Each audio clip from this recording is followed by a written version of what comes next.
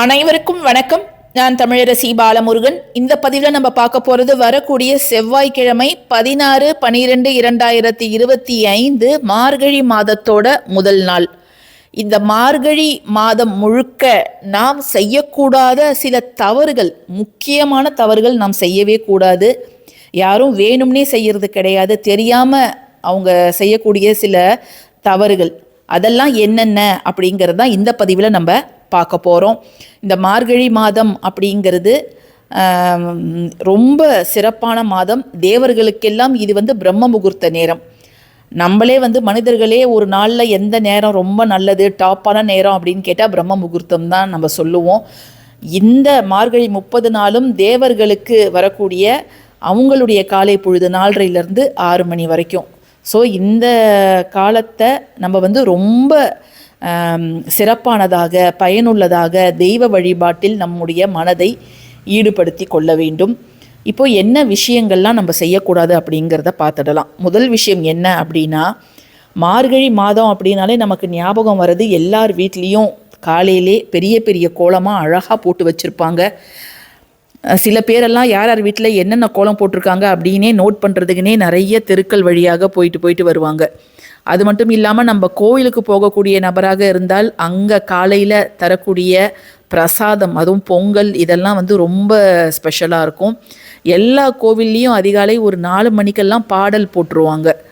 அந்த குளிருக்கு அந்த தெய்வீக ஒளி ரம்யமாக நம்ம காதுகளில் கேட்கிறதே ஒரு தனி சுகம்தான். இந்த கோலம் போடுறதுல இப்போ நிறைய பேர் என்ன செய்கிறாங்கன்னா, முன்னாடி நாள் இரவே ஒரு 10 மணிக்கு எல்லா வேலையும் முடிச்சுட்டு தண்ணிலாம் தெளித்து அழகாக கோலம் போட்டுடுறாங்க. காலையில் லேட்டாக ஒரு 7 மணிக்கு 7:30 மணிக்கு அதை மாதிரி எழுந்திருக்கிறாங்க. இது முற்றிலும் தவறான ஒரு விஷயம். ஏன் மார்கழி அதிகாலை அந்த வேலையில் கோலம் போடணும் அப்படின்னு நம்முடைய முன்னோர்கள் அதை வகுத்து வச்சாங்களோ, அதையே நம்ம திருப்பி மாற்றி முன்னாடி நாளே அமர உட்காந்து கோலம் போட்டு கலர் அடித்து ரொம்ப அழகாக வச்சிடுறோம். அது வாசல் பார்க்குறதுக்கு அழகாக இருக்குமே தவிர அதை போடக்கூடிய பெண்களுக்கு அதனால் எந்தவித பிரயோஜனமும் கிடையவே கிடையாதுங்க. ஏன்னா நம்ம காலையில் கோலம் போடும்போது அந்த தூய்மையான காற்றை சுவாசிக்கும் போது நமக்கு நல்ல ஒரு புத்துணர்ச்சி ஏற்படும். அது மட்டும் இல்லாமல் நம்முடைய பெண்களோட கர்ப்பப்பை, அடி வயிறில் இருக்கக்கூடிய தசைகள் எல்லாமே அந்த பகுதிகளுக்கு ரத்த ஓட்டம் நல்லா இருக்கும் அப்படின்னு சொல்கிறாங்க. அதை மாதிரி கோலமாவை விரல்களில் எடுத்து போடும்பொழுது நல்ல அந்த நரம்பு மண்டலம்லாம் ரொம்ப நல்லா செயல்படும்.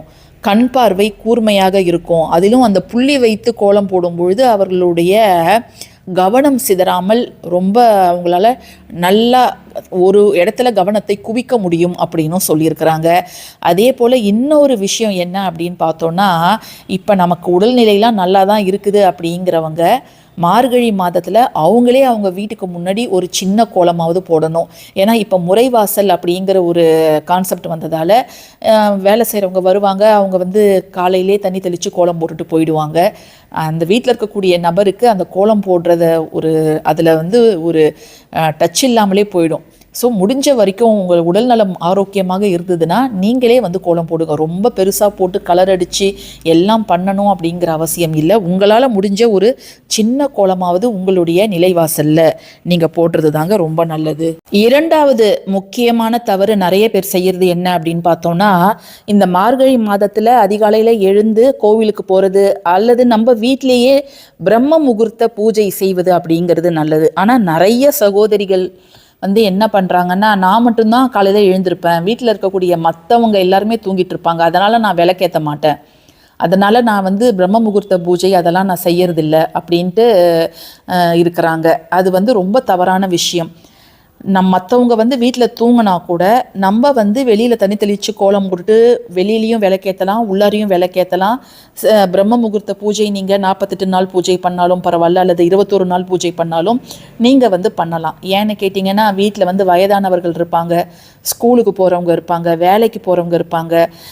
ஏன்னா அவங்களுக்கு நைட்டு அந்த தூக்கம் இருந்துச்சுன்னா தான் மறுநாள் போய் அவங்க வேலையை நல்லா செய்ய முடியும். அதனால் வயதானவர்களை காலையில் எழுப்பி விடுறது, ஸ்கூலுக்கு போகிற பசங்களை நான் விளக்கேற்ற போகிறேன் எழுந்துருன்னு சொல்கிறதெல்லாம் இந்த காலத்தில் சரி வராது. ஸோ நீங்கள் குளிச்சிட்டிங்க அப்படின்னா நீங்கள் உங்களுடைய வேலையை தாராளமாக, இந்த விளக்கேற்றுற வேலையெல்லாம் நீங்கள் தாராளமாக செய்யலாம். அது மட்டும் இல்லாமல் இந்த மார்கழி மாதத்தில் உங்கள் பூஜை அறையில் ஏற்றக்கூடிய ஒரு விளக்காவது நீங்கள் சுத்தமான நெய் விட்டு ஏற்றுறது அப்படிங்கிறது நல்லது. நெய் விலை வந்து ரொம்ப அதிகம் அப்படின்னா கூட இந்த காலை நேரத்துலையோ அல்லது மாலை நேரத்துலையோ நீங்கள் வந்து எப்போ பூஜை செய்கிறீங்களோ அல்லது விளக்கேற்றுறீங்களோ ஒரு விளக்கு வந்து சுத்தமான நெய் விட்டு அந்த விளக்கை வந்து ஏற்றி பாருங்கள். இன்னொரு முக்கியமான சந்தேகம் நிறைய பெண்கள் கேட்குறது என்னென்னா, இப்போ காலையில் நாங்கள் விளக்கேற்றிட்டு பிரம்ம முகூர்த்த பூஜை பண்ணிடுறோம், அதுக்கப்புறம் நாங்கள் வீடு பெருக்கலாமா பகல் நேரத்தில் அப்படின்னு கேட்குறாங்க. தாராளமாக பெருக்கலாம்.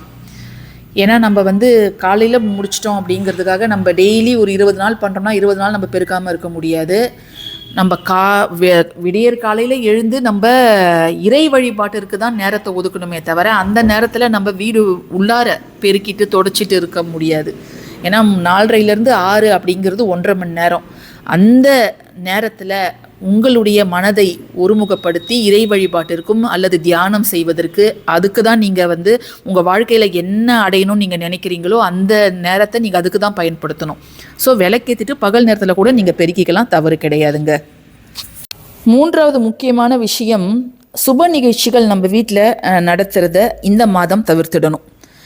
வெறும்னே வந்து நம்ம ஆன்மீக விஷயங்களில் தான் இந்த மாதத்தில் நாம் ஈடுபடணுமே தவிர திருமணம், அதுக்கப்புறமேல் வந்து இந்த மஞ்சள் நீர், நிச்சயதார்த்தம் பண்ணுறது இதெல்லாம் வந்து மார்கழி மாதத்தில் பொதுவாக பண்ண மாட்டாங்க. வளைகாப்பு அப்படிங்கிறது நம்ம பண்ணுவாங்க. ஏன்னு கேட்டிங்கன்னா அது மாத கணக்கை தான் எடுத்துப்பாங்க, 5வது மாதம் 7வது மாதம் அப்படிங்கிறது. அதனால் வளைகாப்பு இந்த மாதத்தில் பண்ணலாம். மற்றபடி எந்தவித சுப நிகழ்ச்சிகளும் இந்த மாதத்தில் நம்ம செய்யக்கூடாதுங்க.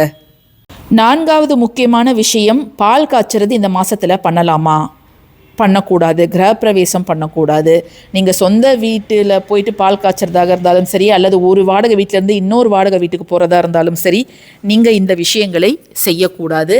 அதே போல் புது இடம் நீங்கள் வாங்க போகிறீங்க, இந்த மாதத்தில் நாங்கள் ரெஜிஸ்டர் பண்ணலாமா அப்படின்னு கேட்டாலும் நீங்கள் ரெஜிஸ்டர்லாம் இந்த மாதத்தில் பண்ணக்கூடாது. மற்றபடி அதற்கான முன் வேலைகள், இப்போ திருமணம் பண்ண போகிறீங்கன்னா இப்போ ஜாதகம் ஒரு இடத்துல கொடுக்க போகிறீங்க அப்படின்னா ஜாதகம்லாம் நீங்கள் கொடுக்கலாம். பட் ஆனால் அந்த மெயின் ஃபங்க்ஷனை வந்து நடத்தக்கூடாது. அதே மாதிரி ஒரு இடம் பார்க்க போகிறீங்க அப்படின்னா அந்த இடத்த போய் பார்க்குறது, அந்த உரிமையாளர்கிட்ட பேசுறது, ஒரு டோக்கன் அட்வான்ஸ் கொடுக்கறது, அதெல்லாம் வந்து நம்ம உறுதிப்படுத்திக்கலாமே தவிர ரெஜிஸ்ட்ரேஷன் ஒரு அக்ரிமெண்ட்டில் போய் கையெழுத்து போடுறது அப்படிங்கிறத நம்ம பண்ணக்கூடாது. நம்ம ஏன் இவ்வளோ சொல்கிறோம் அப்படின்னு பார்த்தீங்கன்னா, மாதத்தில் ஆக்கல் மாதம், அழித்தல் மாதம் அப்படின்னு 2 மாதங்கள் இருக்குது. இந்த மார்கழி மாதம் வந்து அழித்தல் மாதம். நம்மிடம் உள்ள தீயவற்றை அழிக்கக்கூடிய மாதம் இந்த மாதம். பாரத போர் நடைபெற்ற மாதமும் இந்த மாதம்தான்.